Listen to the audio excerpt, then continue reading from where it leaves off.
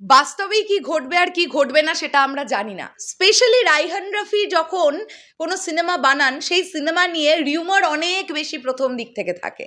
আর সেটা যদি হয় মেগাস্টার শাকিব খানের সঙ্গে সিনেমা, তাহলে তো আর কোনো কথাই নেই।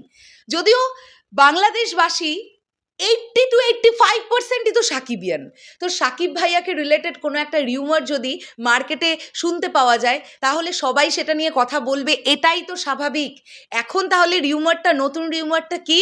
তাণ্ডব সিনেমায় আমরা সাকিব ভাইয়ার বিপরীতে দেখতে পাবো রুক্মিণী মৈত্রকে, কলকাতার অভিনেত্রী রুক্মিণী মৈত্রকে। ফর দ্য ফার্স্ট টাইম আমরা সাকিব ভাইয়ার সঙ্গে রুক্মিণী মৈত্রকে জুটি বাঁধতে দেখতে পাবো তাণ্ডব সিনেমায়, এরকম একটা কথাবার্তা কিন্তু শুনতে পাওয়া যাচ্ছে।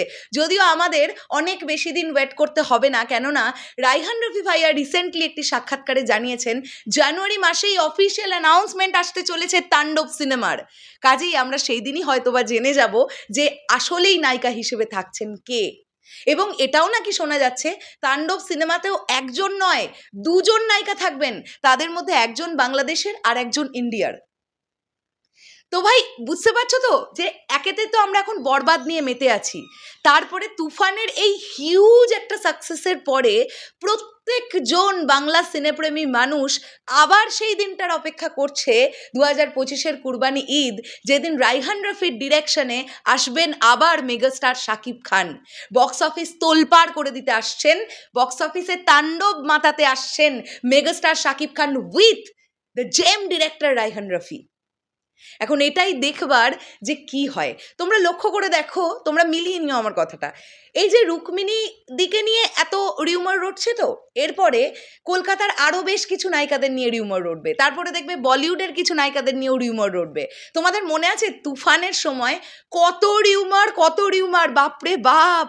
মানে বলিউডের থেকে যেমন 4-5 জন, তেমন আমরা শুনতে পাচ্ছি টলিউড থেকে 4-5 জন। প্রচুর রিউমার। আর সব থেকে মজাদার ব্যাপারটা হয় কি, রাইহান রফি ভাইয়া না খুব সুন্দরভাবে ব্যাপারগুলোকে হ্যান্ডেল করেন।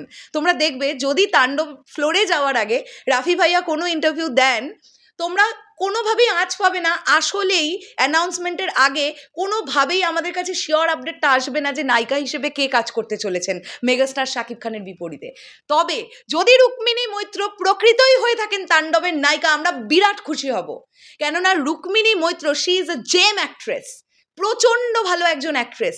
রুক্মিণী মৈত্রর কাজ দেখতে গেলে তোমাদেরকে কিছু সিনেমার কথা বলি। তোমরা দেখবে কবির, তোমরা দেখবে ককপিট ছেড়ে দাও, স্পেশালি কবির দেখবে। কবিরে রুক্মিণী মৈত্রর অভিনয় দেখবে তোমরা, জাস্ট মার্ভেলাস অভিনয় করেছে।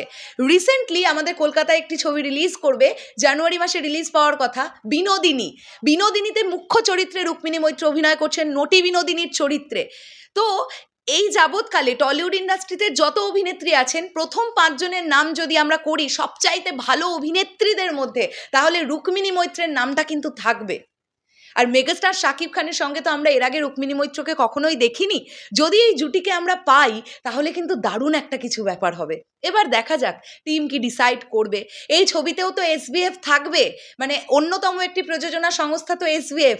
সো সেখান থেকে কিন্তু রুক্মিণী মৈত্র থাকার চান্স থাকছে না যে এমনটা কিন্তু নয়। তো যদি এটা, এই রিউমারটা যদি সত্যি হয়ে থাকে, যদি সত্যি রুক্মিণী মৈত্র তাণ্ডব সিনেমার নায়িকা হয়ে থাকেন, তাহলে আমরা ভীষণ খুশি হব।